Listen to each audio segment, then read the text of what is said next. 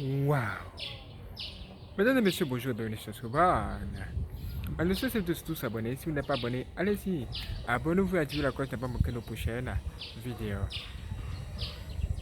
Mes frères et sœurs, s'il y a bien une chose qu'il faut beaucoup éviter dans la vie, c'est l'idolâtrie. Ça veut dire quoi? Tu aimes une chose, tu aimes une créature, quelque chose fait de la main de Dieu. Et toi, tout de suite, tu commences à te prosterner devant la chose. Tu commences à aimer la chose au point où tu es prêt même à te prosterner devant la chose. Ce sont des choses à ne pas faire. Il faut carrément éviter ce genre de choses. Les idoles, les statues, tous ces genres de choses. Ah, là tu vois un bois. Un bois comme ça, quand tu allais te prosterner devant le bois. Qu'est-ce qu'il y a pas? Qu'est-ce qu'il y a? Il y a des gens qui sont des problèmes. Ah, c'est le bois qui doit se prosterner devant toi. Parce que toi, tu es une personne bénie. Mais qu'est-ce qui ne va pas? Qu'est-ce qu'il y a?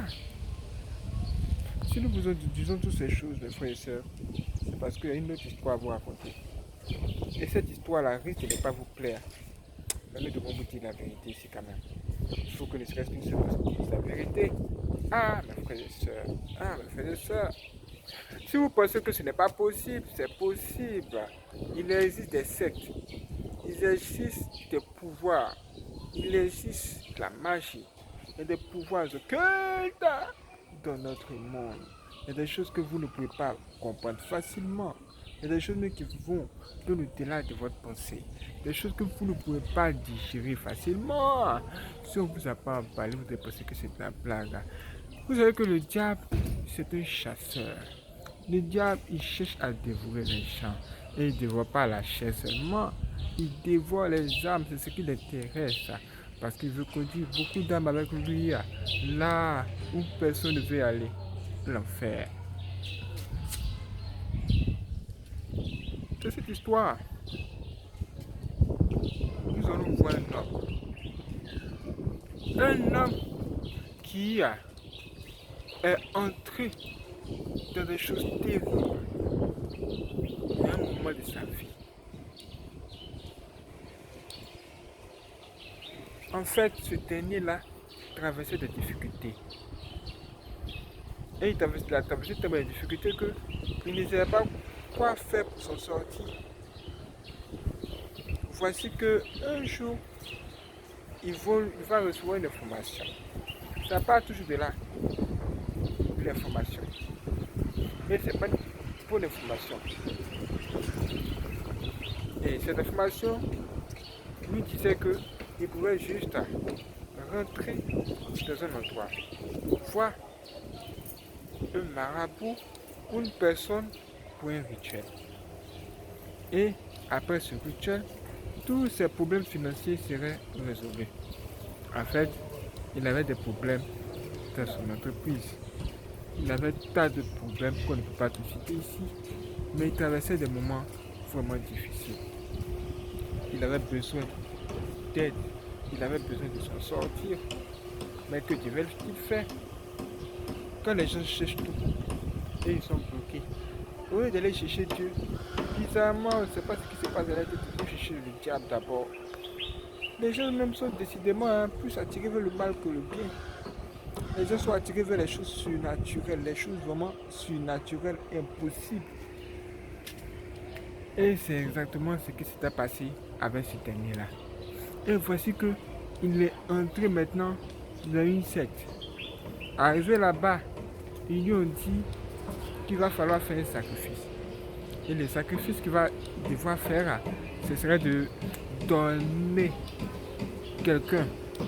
En fait, ce serait de donner l'âme de sa femme.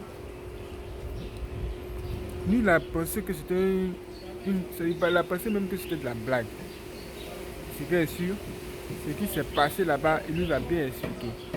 Il dit que quand il est arrivé de cette secte, ils lui ont donné un petit drap. Et lui, il devait positionner ce petit truc-là juste sur le visage de sa femme comme ça. C'est tout ce que lui devait faire. Genre, il positionne ça comme ça sur son visage. Et puis, c'est tout. Et voici que ce dernier, il a effectivement pris ce tissu-là, ce linge, et il est allé à la maison. Peut-être que sa femme dormait tranquillement. Voici que cet homme-là a positionné ce linge-là sur son visage. Dès qu'il a positionné ce linge sur le visage de cette femme-là, tout de suite, son cœur a arrêté de battre. Elle a en même temps arrêté de respirer. Ça veut dire quoi? Ça veut dire qu'elle est morte. Lui, c'est ce qu'il a fait.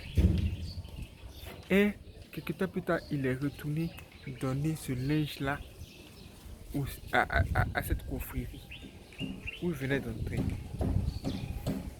Ça veut dire que lui, c'est cherché, non? Et il a été dans un truc qu'il ne maîtrise pas. Mais il s'est dit que c'était peut-être une solution, il doit essayer. Et pour essayer ça, lui, il a vendu l'âme de sa femme. Et elle est morte. Quand elle est morte, le matin, quand le jour est venu, cet homme-là s'est levé. Et il est tout simplement allé voir, il a appelé un médecin pour que ce dernier-là puisse juste venir examiner sa femme pour voir qu'est-ce qui ne va pas avec elle, pourquoi est-ce qu'elle est morte. Oh, lui, il sait ce qui s'est passé. Il sait ce qu'il a fait, il sait ce dans quoi il est entré.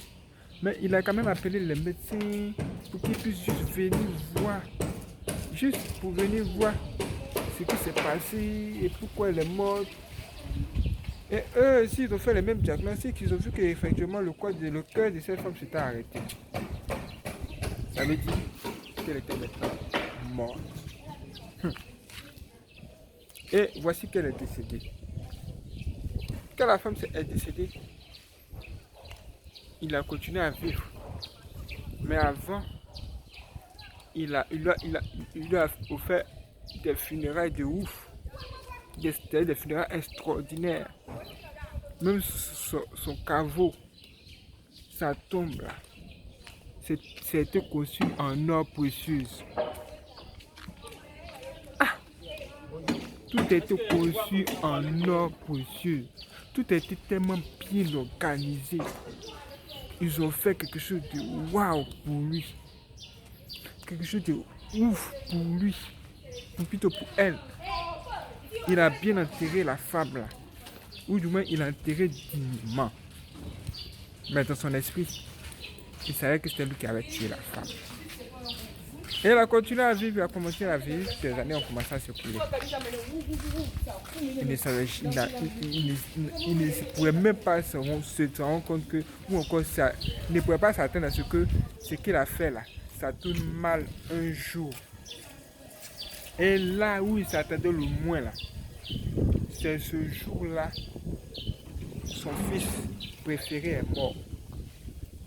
C'est ce jour-là, son enfant, son unique enfant qu'il aime, puisque tout là, il est décédé.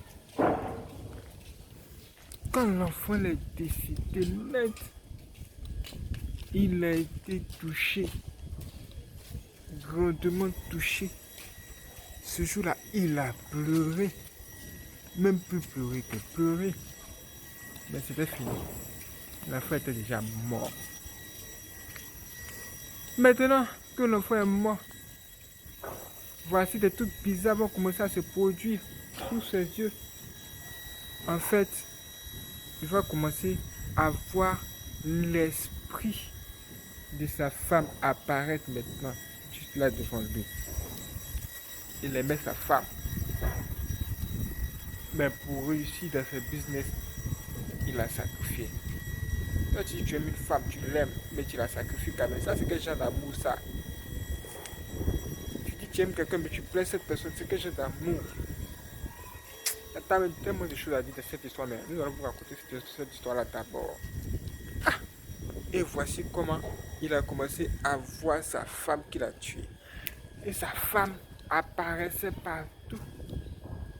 Et à chaque fois qu'elle arrive, Elle lui dit, il faut te confesser. Va dire à ma famille qui a tué leur enfant. Va dire à ma famille qui a tué leur enfant. Parce que pour eux, c'est pas normal que je sois mort comme ça sans maladie. Il faut aller leur dire, dis-leur la vérité. Sinon, tu vas mourir. Sinon, tu n'auras pas la paix. Et cet homme-là était dans les problèmes. Il a commencé à être dans les problèmes. Maintenant, il cherchait maintenant des solutions. Et il allait voir un homme mystique. Il a appelé cet homme mystique-là. Et il dit à cet homme mystique-là que ma femme me fatigue. L'esprit de ma femme me fatigue. Elle est décidée, mais son esprit me fatigue. Il faut que je fasse quelque chose. Il faut que tu fasses quelque chose. Il faut que tu l'enfermes définitivement. Je ne veux plus la voir. Je ne veux vraiment plus la voir. Elle me tourmente. Il faut que tu fasses quelque chose. Juste quelque chose. Ah! Maintenant, cet homme-là, lui, il n'avait la moindre idée de ce qui se passait concrètement de cette histoire. Et cet homme mystique-là voulait vraiment savoir, mais qu'est-ce que lui il a fait à cette femme pour que cette femme soit toujours là en train de le persécuter? Mais il pose la question à ce gars, mais qu'est-ce que tu as fait à ta femme pour qu'elle soit là? Le gars ne veut rien lui dire. Il dit, si tu fais ton travail, il dit, c'est un esprit qui me fatigue. Il faut faire comme ça, il faut faire comme ceci. C'est comme plein de personnes qui vont voir les pasteurs. Ils viennent, le pasteur prie pour moi. Mais ne disent jamais rien à ce pasteur-ci. Ce qu'ils ont fait, la raison même pour laquelle ils sont même dans les problèmes. Et cet homme-là ne fait pas faire quelque chose tant que ce gars ne lui a rien dit sur cette affaire. Pendant que les deux étaient en train de parler, voici que l'esprit de la femme est apparu devant les deux là-bas, comme s'il y avait une explosion. Boum! Comme une bombe comme ça, qui explose. What? Et il fallait les voir. Les deux mêmes étaient de même se dépasser. La femme est revenue avec les mêmes mots. Dis à ma famille ce que tu as fait à leur fille. Dis à ma famille ce que tu as fait à leur enfant. Il faut le leur dire. Sinon toi-même tu vas mourir. Ah! Qu'est-ce que c'est que ça? Cet homme mystique, mais quand il a vu la femme, il a eu peur. Il dit, mais qu'est-ce que c'est que ça? Qu'est-ce que tu as fait à cette femme? Il faut que tu me dises. Avant que je fasse quelque chose pour toi. Que se passe-t-il? C'est à ce moment-là, il va maintenant prendre la parole et dire qu'il a tué sa femme. Juste pour avoir du succès, pour avoir la richesse et sortir de tous les problèmes qu'il avait. En fait, quand il est entré dans cette secte, il ne pensait pas que tout ce qu'ils allaient lui demander de faire, ça allait peut-être fonctionner. Mais ce qu'il sait, c'est qu'il a pris un drap comme ça, un petit tissu comme ça. Il a positionné ce tissu-là sur son visage. Et depuis ce jour-là, elle s'est endormie et elle ne s'est plus réveillée. Jusqu'à aujourd'hui, elle est morte. Et il ne sait pas comment faire pour récupérer ce tissu-là. Peut-être que s'il récupère ce tissu-là et qu'il va positionner ce tissu-là sur la tombe à cette femme, elle va peut-être lui pardonner et ne plus revenir. Et c'est ce que lui voulait faire. Il dit pour y arriver, il a dû lire plusieurs livres et tout mettre en œuvre pour pouvoir renverser ce problème.